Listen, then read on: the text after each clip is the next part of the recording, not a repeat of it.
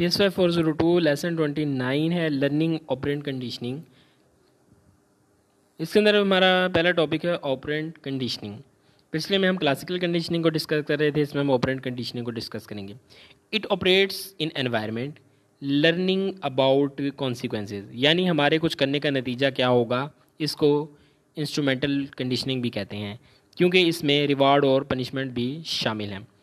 Skinner box की यहाँ पे बात कर रहे हैं कि स्किनर ने बॉक्स बनाया था जिसके अंदर एक चूहे को बंद किया गया। जब वो चूहा एक मखसूस लीवर को प्रेस करता तो उसको खाना दिया जाता। तो शुरू में तो चूहे को नहीं पता था कि लीवर को प्रेस करके खाना मिलना है, लेकिन एक्सीडेंटली उसने लीवर को प्रेस करके उसको खाना मिला। तो आहिस्ता आहिस्ता वो सीख गया कि जब वो जब भी लीवर को प्रेस करेगा तो उसको खाना दिया जाएगा।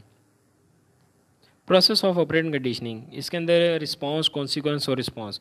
जो बंदा रिस्पांस करता है उसको कॉन्सिक्वेंस होता है उसका क्या है कि उसको खाना दिया जाता है, फिर वो दोबारा उस रिस्पांस को रिपीट करता है।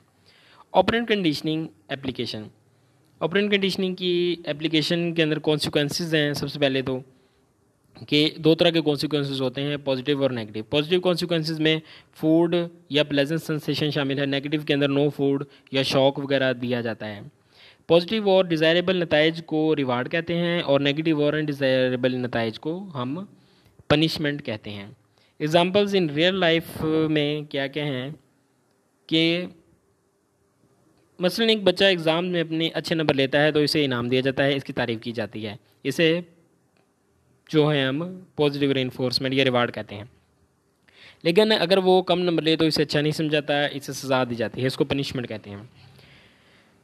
आगे है प्रोसेस ऑफ एप्लीकेशंस, यानी किस बिहेवियर को रेनफोर्स करना है और किसको नहीं करना, किस बिहेवियर के लिए क्या चीज़ रेनफोर्समेंट है, इस चीज़ को आइडेंटिफाई करना रेनफोर्स करना, यानी कि क्या चीज़ इस चीज़ के लिए रेनफोर्सर है, क्या खाना, शाबाश, पैसे, या पैसे हैं तो कितने पैसे हैं, यानी यहाँ पे देखना है कि कौन से बिहेवियर को कौन सी चीज़ जो है वो रेनफोर्स कर रही है। उसके अलावा यहाँ पे एप्लीकेशन ये कहाँ कहाँ इस्तेमाल होता है, ये स्कूल की सेटिंग में, क्लिनिकल्स में, एनिमल की ट्रेनिंग के अंदर, ऑर्गेनाइजेशंस के अंदर, स्पोर्ट्स ट्रेनिंग में, वर्क एरियाज़ में, पेरेंट्स टीचर के रिलेशन में, स्टूडेंट टीचर जो है पेरेंट्स स्टूडेंट चाइल्ड के रिलेशन में, टीचर स्टूडेंट के रिलेशन में, ये हर जगह ये चीज़ें शामिल हैं। आगे कुछ कॉन्स्टेंट्स हैं इसके, वो देखते हैं कि हमें पता होना चाहिए कि किस के लिए कौन सी चीज़ रेनफोर्स का बायस है। वही बात, एक बंदे को हम इनाम के तौर पर चॉकलेट देते हैं जबकि इसे चॉकलेट पसंद ही नहीं, तो इसके लिए रेनफोर्स का बायस वो चीज़ नहीं होगी। लॉ ऑफ इफेक्ट है थॉर्नडाइक एक्सपेरिमेंट।